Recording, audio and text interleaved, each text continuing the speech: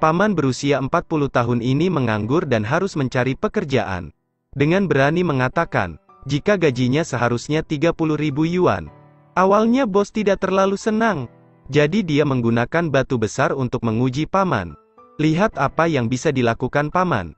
Alhasil, setelah melihat produk jadi, bos langsung tertawa terbahak-bahak.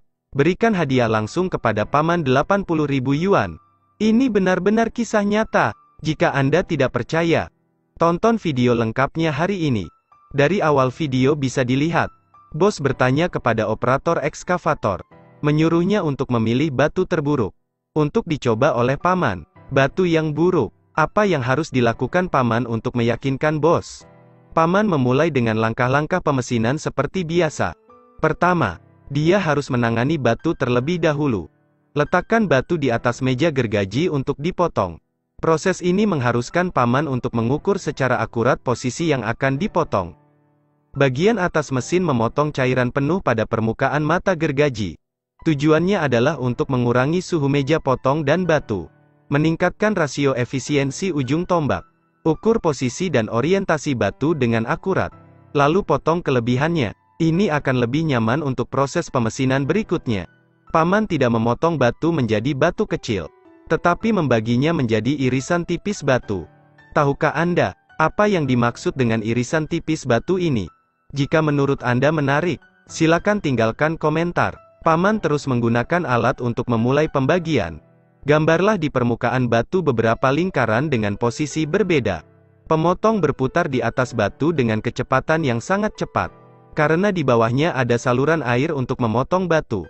Jadi paman harus menggunakan penghalang untuk menghindari percikan air. Sepertinya paman ini bukan orang biasa. Cara dia melakukannya sangat profesional. Kenapa dia masih menganggur? Batu datar telah dipotong menjadi bentuk seperti sarang lebah. Selanjutnya adalah mengambil sisa makanan.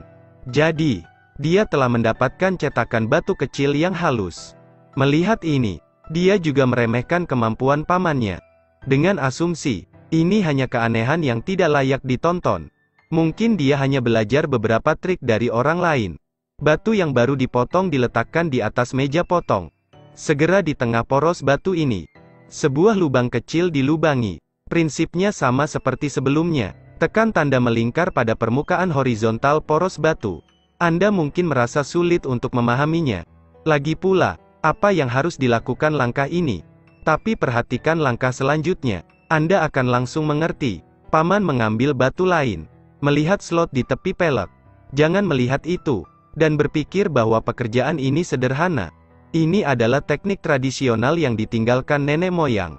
Gunakan alat terbatas yang kita miliki. Lakukan sesuatu yang tak terpikirkan.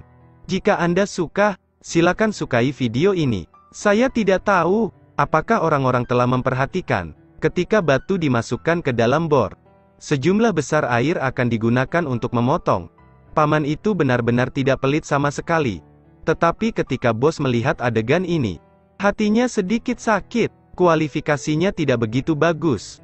Namun air terbuang sia-sia untuk satu hal. Paman mengebor pinggiran batu, lalu menjemurnya di bawah terik matahari. Setelah kering, paman mengeluarkan penggiling sudut yang diwariskan nenek moyang. Mulai meratakan tepi luar batu. Hanya terlihat bahwa setelah dipukul, tepi luar batu menjadi melengkung, halus, tanpa ada permukaan kasar. Paman mengukur dengan tepat di mana dia perlu memotong, dan kemudian menggunakan gergaji untuk memotong tepi batu. Langkah ini meninggalkan seseorang dengan gangguan obsesif-kompulsif terminal. Seperti saya merasa sangat tidak nyaman. Saya tidak tahu, apakah semua orang memiliki perasaan yang sama dengan saya. Paman menggunakan senapan angin untuk meniup semua batu di atas bola. Mulai menggunakan penggiling sudut, memahat ke permukaan batu. Paman mengukir pola sesuai dengan garis kapur emas yang telah digambar sebelumnya. Menciptakan pola yang sangat indah. Gunakan alat untuk memotong kelebihan di permukaan batu. Kemudian perbaiki lubang menjadi persegi panjang. Gunakan selotip bening untuk menutup bagian bawah batu. Dan bagian atas. Tuangkan batu pecah ke permukaan lubang. Lalu tuangkan lem di atasnya. Pasti orang akan bertanya-tanya, apakah melakukannya benar-benar lengket atau tidak? Paman kembali menggunakan penggiling sudut untuk menghaluskan permukaan yang direkatkan.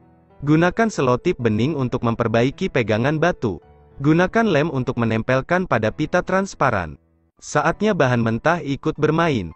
Semua orang merasa ragu, tidak tahu apa yang paman rencanakan. Untuk membuat bos segera menghadiahi paman dengan 80.000 yuan.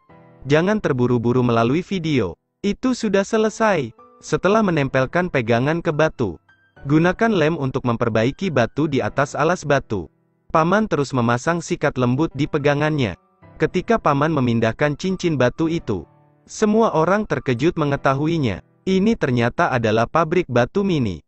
Orang-orang dari generasi sebelumnya juga harus memanggilnya anak ajaib. Apalagi produk yang dibuat juga sangat bagus. Menggiling biji kopi juga tidak masalah. Pemiliknya melihat produk paman, dan tersenyum seperti bunga. Sikapnya berubah 180 derajat. Mengembalikan ekspresi menghina dari sebelumnya. Mau tak mau, kami mengagumi leluhur kami. Meskipun berasal dari masyarakat lama. Tapi keahlian tradisional dan semangat kreatif masih layak dipelajari.